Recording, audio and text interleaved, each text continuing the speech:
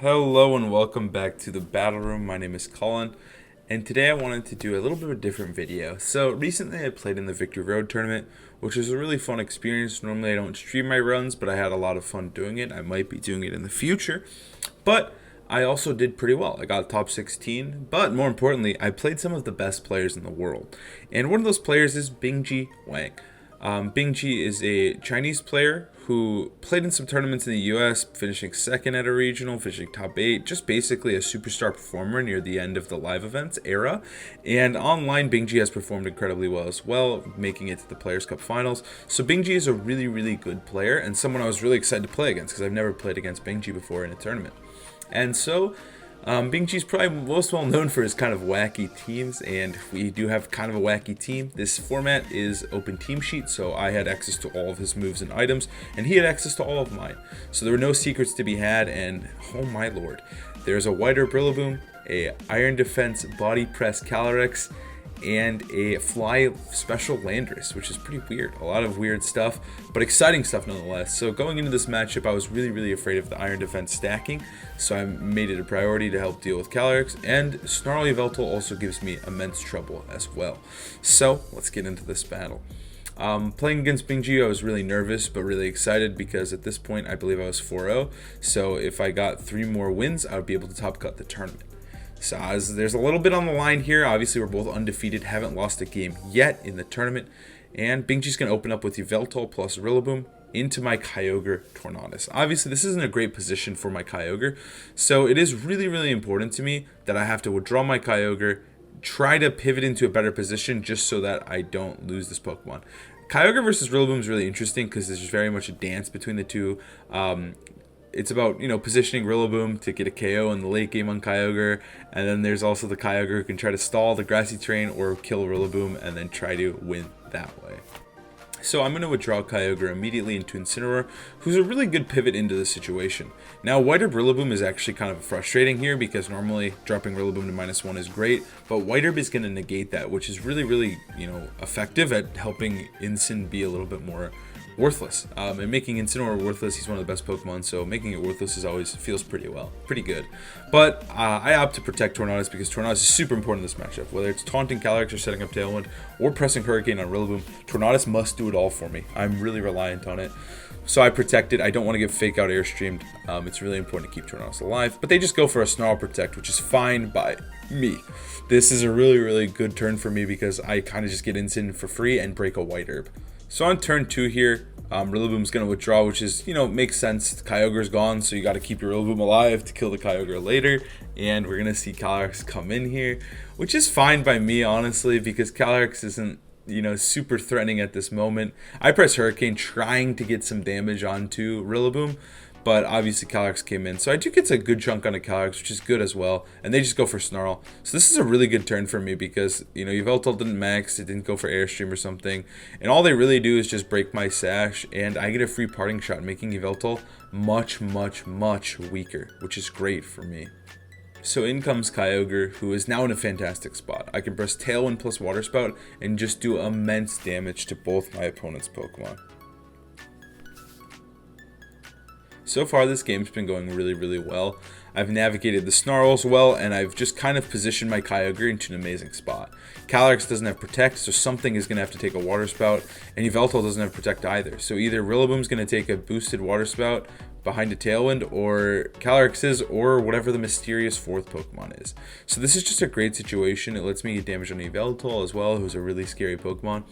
And it's just a good positioning and a good dance I've partaken so far with my Incineroar and Kyogre. So Incin switches into a Water Spout, which normally is actually ludicrous and insane, but in this case it's not too crazy because Bingjie does run Focus Sash Incineroar, which allows him to be a really speedy Incin that puts a lot of pressure and threat onto other Incineroars with Fake Out and Parting Shot, and also lets it switch into Water Spouts, which normally Incineroar can't do. So Incineroar does live this hit, but I do a ton of damage to Yveltal, who's a huge threat to my team, and I'm so happy that I'm able to do that. And this is just looking really good for Dialga in the end game. Yveltal is the biggest threat to Dialga with Snarl spam, and Calyrex could get annoying if it is able to set up Trick Room or Gate Sweeping, but for the most part here, I've kind of neutered most of my opponent's threats. Kyogre's sitting pretty, Tailwind's up. I did take a Snarl, but in the big picture, it's not a huge deal. So at this point, my opponent actually opts not to press Fake Out onto Incineroar, which is a little surprising, but it also makes sense just because I could have switched out Kyogre. They at this point, they really needed me to make a mistake because I am in such a advantageous and good position. So it's less of a misplay and more of just looking for an opening, some sort of way to get back into this game. And so I just take 2 easy KOs there with Kyogre, and now I'm sitting really, really pretty with Tailwind up, Tornadus in here, a full HP Dialga in the back, and 3 turns of Dynamax that I can use to win this game. Now obviously Rillaboom comes in, which at this current moment is a big problem because Kyogre's threatened by it, Tornadus can get faked out. It's just not a great situation at the moment to see Rillaboom, but all I really have to do is position myself into a Dialga endgame, maybe stall a max, and then I'll be able to take this game relatively freely. So we're going to withdraw Kyogre into Incineroar at this point.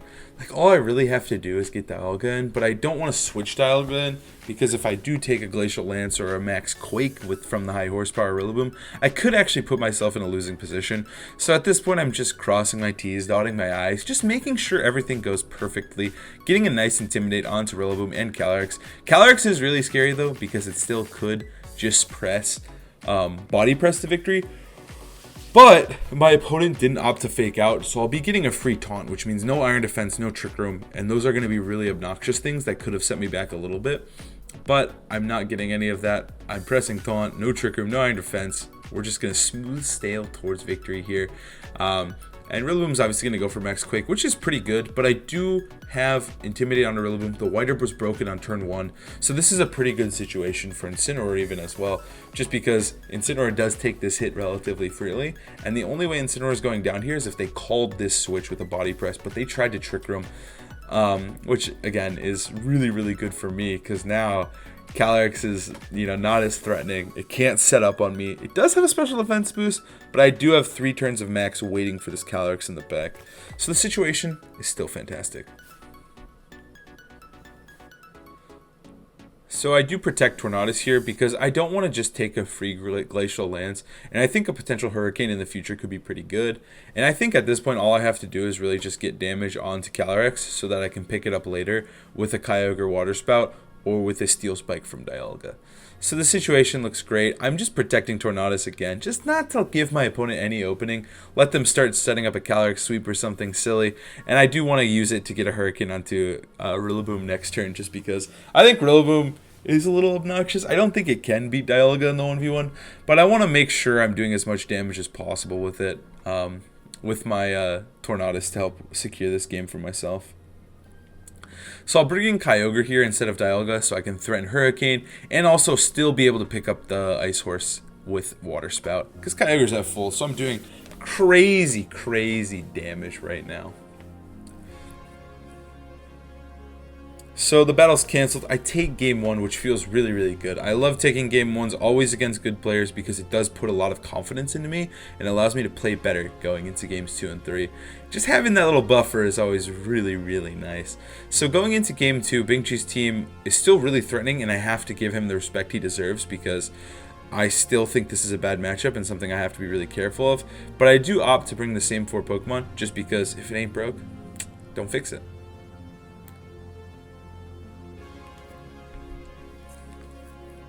So this time around, Bingjie's going to lead off with a Alecki plus Rillaboom lead into Kyogre Tornadus. So going into this one, I had a plan. I fully expected turn 1 from Bingjie that he would max Alecki and he would go for max strike into Tornadus and a fake out onto Tornadus as well to stop my Tailwind. I totally expected this, and I really thought this is what I was getting, and that's why I'm going to make the play I do end up making.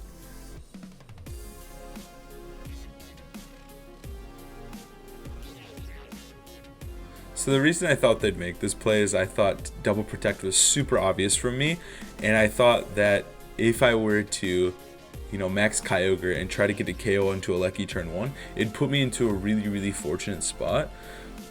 But my opponent doesn't max Alecki, which isn't good for me. It ends up making it a little bit funky, but I really thought that's the play they were making, so I thought I could get really, really greedy here and not protect either of my Pokemon and just try to trade a max turn for an entire max. But my opponent just goes out for a fake out Electro Web, which isn't great. I could have just maybe went for Origin Pulse here and put myself in a great position, but instead I go for this. I was super afraid of the max into fake out plus Hyper Beam, the max strike, so that Tailwind wouldn't make my Kyogre as effective. But in reality, it doesn't pay off for me, and I get a KO onto Alecki, but I lose my Tornadus and use a turn of max that I really didn't need to. So the turn 1 wasn't super great for me. It kind of put me into a really rough position.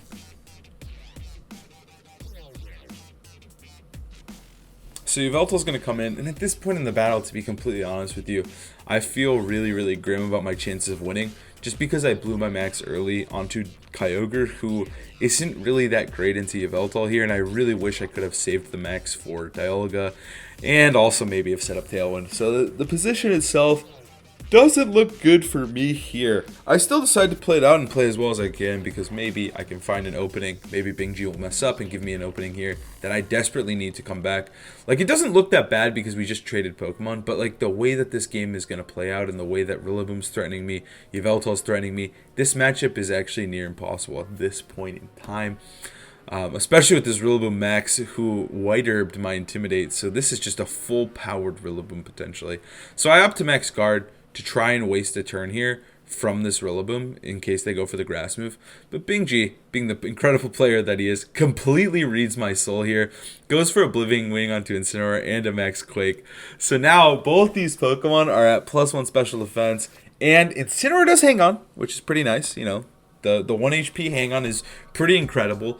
It does give me a little bit of hope, but at the same time, dealing with the max Quake boosted Yveltal is going to be near impossible, especially because it's about to start spamming Snarls. So Bingjie doesn't even have to do damage with Rillaboom at this point to win the game. They can just slowly destroy me with max Quake plus Snarl spam, and there's nothing I can do to prevent that. I could set up Trick Room, but at the same time, if I do that, I will lose to the Calyrex potentially in the back. So it just looks horrible, horrible for me. This is not a good time. So Snarl's going to come through here, and really at this point all Bingjie has to do is Snarl and Max Quake, and I simply cannot win the game. They will go for a Drum Solo though onto my Kyogre just to do as much damage as possible. At this point, this is one of the few Pokemon that is actually going to do damage, so slamming it with a Drum Solo makes a lot of sense. And we'll see here that Max Geyser in the rain from a Mystic Water Kyogre is not even doing half. So the position is pretty futile. I do set up Trick Room to try and give myself some sort of pivot here. Try to take some sort of speed control. Because this Rillaboom is just tearing through my team at the moment. I do give myself a chance for a critical hit of some sort. That's really all I can do at this point. So I do go with this Origin Pulse. No crits there, which, you know, it is what it is. And then I will go for a Draco Meteor, trying to get a KO onto this Yveltal, because this Pokemon is going to be such a problem if I don't deal with it now. And it still is not dying. It's still just unkillable. The Assault Vest plus Max Quake boost and the Snarl spam is just making this a nightmare. This is what I was really afraid of going into this matchup, and you know, rightfully so. I think if given the right positioning, Yveltal can destroy me. If given the right positioning, so can Rillaboom with the Max Quake. It doesn't really matter what's spamming Max Quake as long as something is. And Rillaboom is just fine at spamming Max Quake. And we're going to see the Snarl come through. At this point, I'm at -3. I mean, Snarl is doing a ton of damage too, to be completely honest. Dark Aura is no joke. And at this point, all I have is a 1 HP Instant and a Dream. But luckily, I won game 1, so now I can figure it out. Make a game plan going into game 3. Obviously, this plan didn't work out great, and I'm not super mad about how it actually played out. It really was just a misplay and an overread, and just like a really, really risky and exciting turn 1 for me that didn't pan out. And that's something that I like to do as a player. I think it is really strong, especially if you're up a game, because if your opponent does slip up and they do give me the trap that I want to set, I can easily just take game 2 and then the set is over. But in this case, it didn't work out on Bingjie, and you know, I'm not too mad about it. I do have another third game to work with, and now I have to figure out what I want to do to approach game 3. And I do spend this entire turn thinking about what turn 3 or game 3 is going to look like, because I am really stressed out because losing to Yveltal is, this is a bad matchup, and losing to Yveltal does suck because it did exactly what it needs to do, and I need to figure out a way to deal with that. So I will opt to run here, but I do have a plan going into game 3. Let's see if I can execute this. So I lock in within 10 seconds because I was super confident in this plan, and I think spending that a little extra time thinking did help a lot at the end of game 2 there, because I really was perplexed on how I was supposed to approach Yveltal, because if game 3 goes exactly like game 2, I'll lose 9 times out of 10 unless I get a crit. So I need to make sure that I follow up with the game plan and make sure that Yveltal doesn't get going into game 3, mainly with the Max Quake boost. And so I want to make sure that my lead does capture that, but also gives me enough pressure against anything else Bingjie could lead.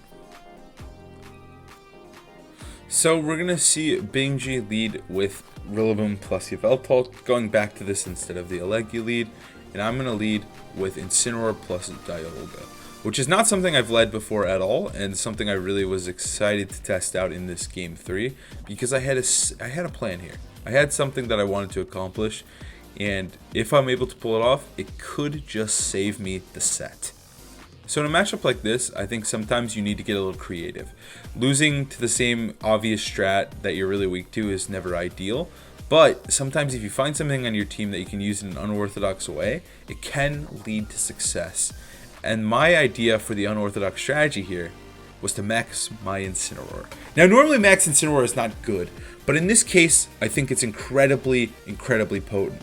My opponent's team doesn't have Intimidate outside of Incineroar, and if Incineroar comes, not a huge deal. And the main way my opponent's beating me is Snarl Spam and Rillaboom. And so, to negate that, I take the one physical attacker I have on my team and max him. Fake Out comes through onto Incineroar, Snarl comes through, but that doesn't matter to me because Incineroar is a physical Pokemon. So I'm able to ignore the Snarls, set up the Sun, and do insane damage, or, frankly, just pick up a KO onto Rillaboom. So the KO comes through, I turn 1 KO the biggest threat to my Kyogre. Turn 1. And I'm also setting up Sun, and I also will do big damage to Yveltal. AV doesn't protect Yveltal from physical hits.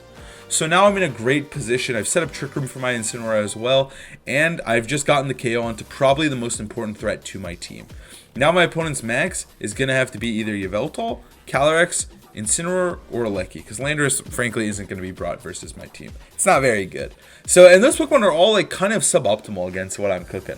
So Calyrex is going to come in, which, obviously is a little bit annoying because I did just set up Trick Room for it. So that's not the greatest, accomplishment I did, but I still do think my position is pretty potent. I am really proud of this game 3 because I think it's all about adapting on the fly, and sometimes I think I don't always do that, but in this game I came up with a really creative solution to solve most of the problems I was having while playing against Bingjie's team. I don't think this would work if I did it again, like if I played this team again. I think this matchup is pretty bad that Bingjie would win most of the time. But I think sometimes in that case, you just whip out a crazy Max and it sometimes can just take the game for you. Max Knuckles going to come through. That's off of Body Press. It's not doing too much damage to Incineroar.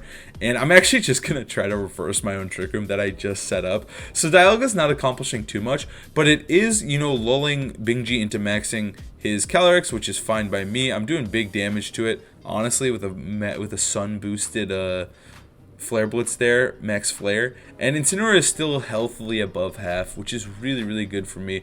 Trick Room is reversed, also good for me, and yeah, I think this situation is really not that bad, and I still have an entire turn of Max left. So we're going to see a Hailstorm come through onto Dialga. I did miss it with my little thing there. We said the Snarl and the Draco Meteor came through, but I was just covering my screen a little bit too long. But I did get a Draco Meteor off onto Yveltal and a Max Flare. Unfortunately, you didn't get to see that because I was covering the screen, but we do KO Yveltal there, which is huge. And it sets me up for a pretty good positioning here because now it is a 2v3 with me having 3 Pokemon, which is always ideal, always good. Yeah, sorry about that. I just had to cover the screen because I don't want my opponents to obviously look at my stream while I was streaming, and unfortunately it does affect, a little bit of the quality of the video. but that's okay. And we're going to see our opponent send in Regieleki, and I'm going to send in my Tornadus, which, you know, Tornadus isn't the best Pokemon in this particular situation, but it could set me up for success if I play it correctly. This game is going to be pretty close now. Again, I think this matchup is pretty bad, and playing a good player with a bad matchup is always a nightmare combination. So I'm gonna set up Tailwind here, just in case I can make Kyogre faster than the Aleki, but you never know. Instant actually does hang on here, which is super huge, and I may have made a misplay here. I go for Flare Blitz into the Calyrex here, and I do go down, but I may have misplayed just because Flare Blitz does have a chance to KO Aleki there. So maybe the true correct play was to just press Flare Blitz into Aleki and get that KO and set myself up for, you know, a 1v1 of Kyogre versus Calyrex. But instead, I've set myself up for a 1v2 of Kyogre versus Regieleki and Calyrex, which, if I hit my Origin Pulse, it might just be enough to win the game. Because obviously this Regieleki has Rising Voltage, which isn't going to one-shot me, and it's not as scary as something like, you know, Thunder or Thunderbolt. But it is still a Regieleki, and if I were to miss a single move here, this could be game-losing. Obviously, I can't press Water Spout because I will not move first. And unfortunately, my Kyogre is actually pretty slow, modest, bulky, so it can't actually move before the Aleki, even though I set up Tailwind.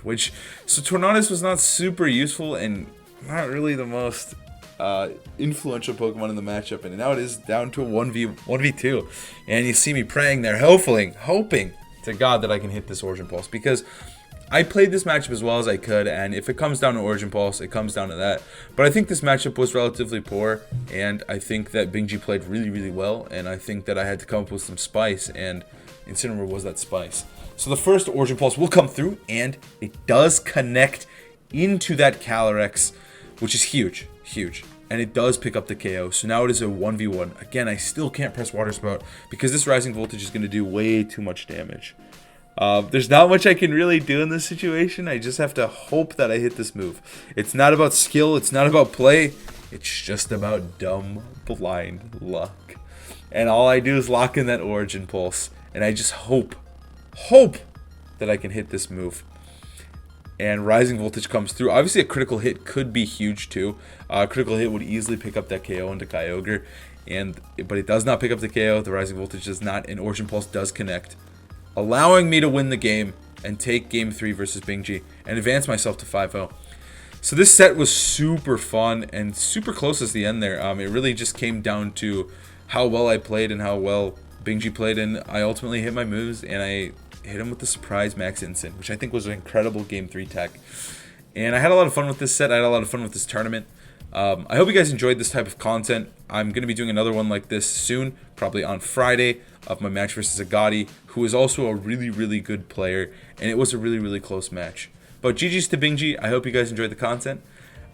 Stay tuned. Wednesday, I'll be having a team video about teams that you could use in the International Challenge. So if you're struggling on what to use for the IC, check out my video on Wednesday. Thank you guys so much for watching. I hope you guys have a great and amazing day. I'll see you later.